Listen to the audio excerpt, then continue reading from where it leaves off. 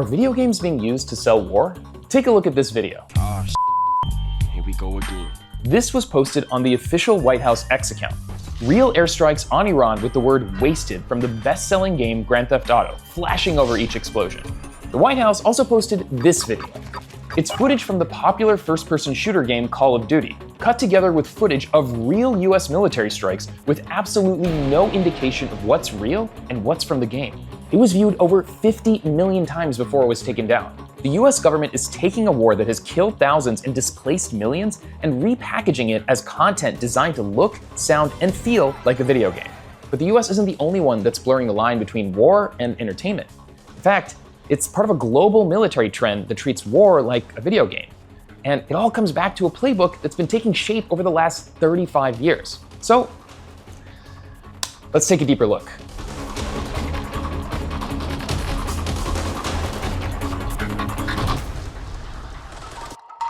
Level 1. Cover up the human cost. The 1991 Gulf War was one of the first wars to be broadcast live on TV around the clock. But what people were actually seeing was tightly controlled.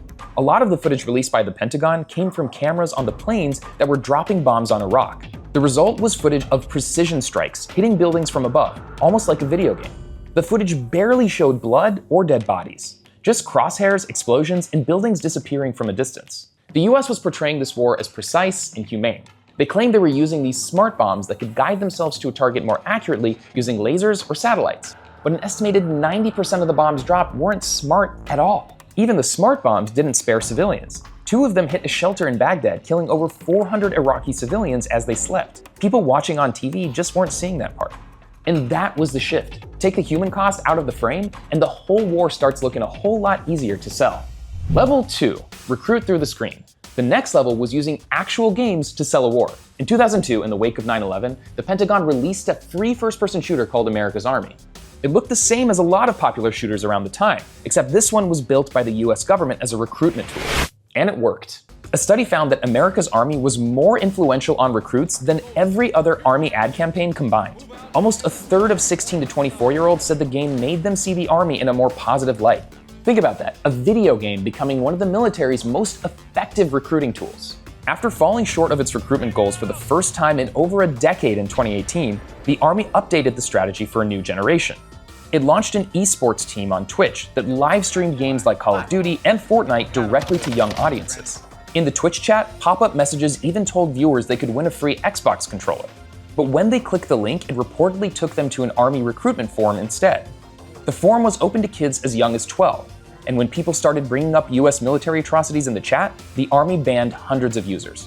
By then, the overlap between gaming culture and military recruitment was getting harder to ignore, and it turns out, the skills transfer both ways. Years later in Ukraine, a military commander said some of the best recruits were gamers with PlayStation experience because they already knew the drone controllers. More on that later. So the military used video games and social media to recruit, but it didn't take long for soldiers to start using those same tools to sell the war themselves.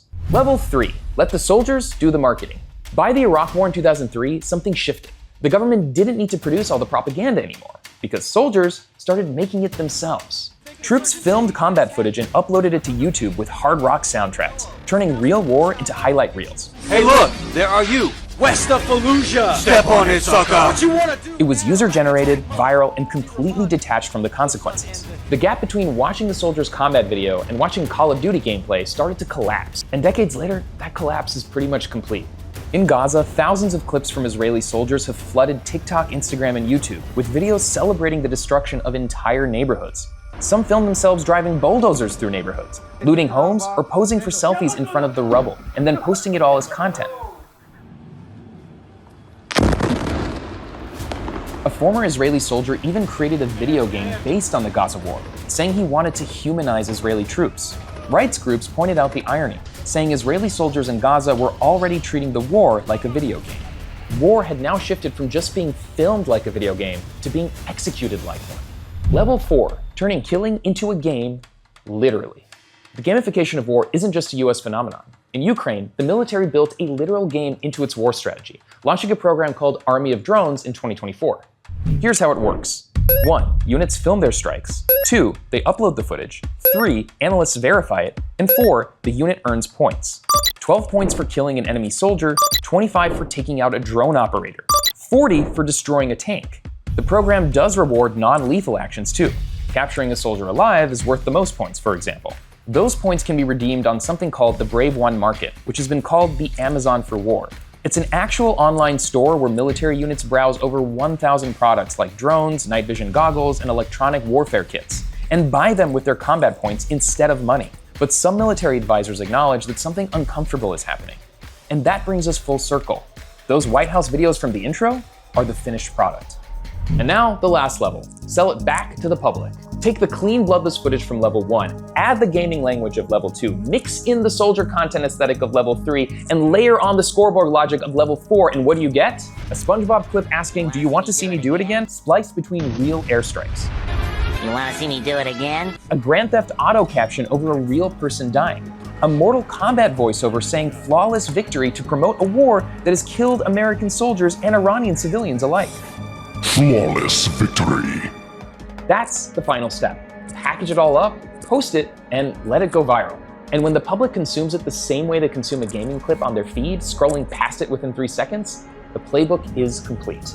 Every step of this playbook does the same thing.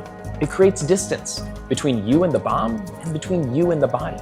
And every layer of distance makes it easier to recruit, fight, watch, and sell the next war.